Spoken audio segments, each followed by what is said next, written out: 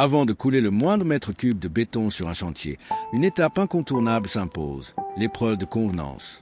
C'est ici, au cœur de la centrale à béton, que tout commence. La formule de composition du béton, soigneusement étudiée en laboratoire, est introduite dans le système de commande de la centrale. Chaque constituant, chaque dosage, chaque paramètre est consigné avec rigueur. Car un béton performant ne s'improvise pas, il se conçoit, il se vérifie, il se valide.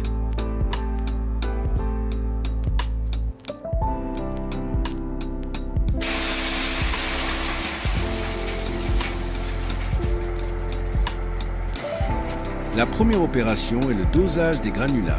Sable, gravillon, grave, chaque fraction granulaire est pesée avec précision par le système de dosage pondéral de la centrale.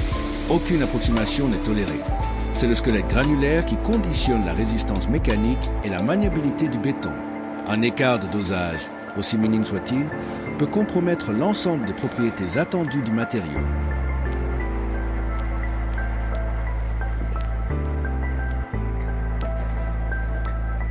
Vient ensuite l'étape du malaxage. Les granulats, le ciment, l'eau de gâchage et les éventuels adjuvants sont introduits dans le malaxeur selon un ordre ou une durée bien définie. C'est durant cette phase que naît le béton, une matrice cimentaire homogène où chaque grain est enrobé de pâte de ciment. La durée et l'intensité du malaxage sont des paramètres critiques directement liés à la qualité finale du produit.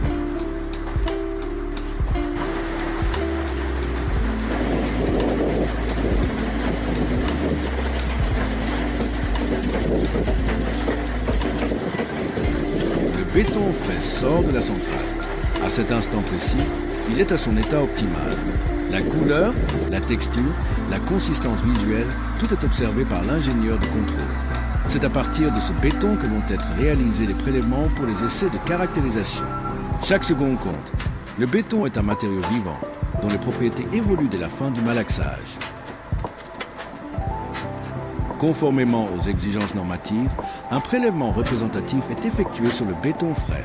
Cet échantillon servira à mesurer la maniabilité du béton, paramètre fondamental qui conditionne sa mise en œuvre sur chantier. Le prélèvement doit être réalisé dans les règles de l'art, au milieu du gâchage, en plusieurs prises, afin de garantir la représentativité de l'essai.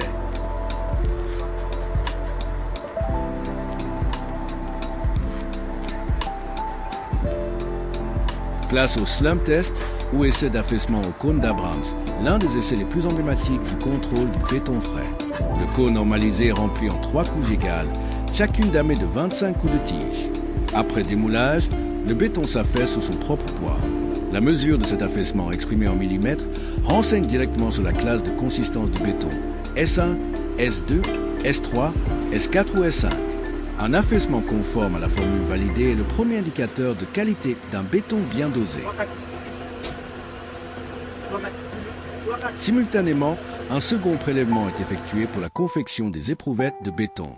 Ces éprouvettes cylindriques de 16 x 32 cm et cubiques de 15 cm de côté selon les normes applicables seront conservées dans des conditions contrôlées et soumises à des essais de compression pour les bétons à consistance fluide ou plastique.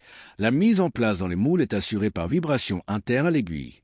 Cette opération chasse les bulles d'air emprisonnées dans la masse et garantit un remplissage parfait du moule, sans ségrégation ni nid de cailloux. La vibration est un acte technique pour les bétons de consistance très ferme, utilisés notamment pour les bétons compactés au rouleau BCR ou les bétons de fondation. La mise en place est réalisée par compactage à l'énergie OPM, l'énergie optimum Proctor modifiée. L'épreuve de contenance permet de tester simultanément plusieurs formulations de béton. Chaque moule correspond à une composition distincte, un dosage en ciment différent, un rapport au ciment ajusté ou une nature de granulat spécifique.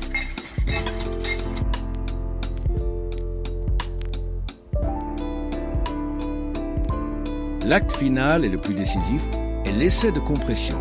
Après 7, 14 ou 28 jours de cure, les éprouvettes sont soumises à une charge croissante dans une presse hydraulique calibrée. La résistance à la compression exprimée en mégapascal MPa est l'ultime verdict sur la qualité du béton produit. C'est cette valeur qui détermine si la formule est validée et autorisée à la production ou si elle doit être révisée. Pas de place au hasard, pas de compromis sur la qualité. C'est ça, l'ingénierie du béton. Vous venez de suivre en détail l'épreuve de convenance du béton en centrale, une procédure rigoureuse, encadrée par les normes qui conditionnent la réussite de tout ouvrage en béton. Si cette vidéo vous a été utile, abonnez-vous, partagez-la avec vos collègues et étudiants et retrouvez-nous pour de nouveaux contenus techniques dédiés au génie civil et à la géotechnique.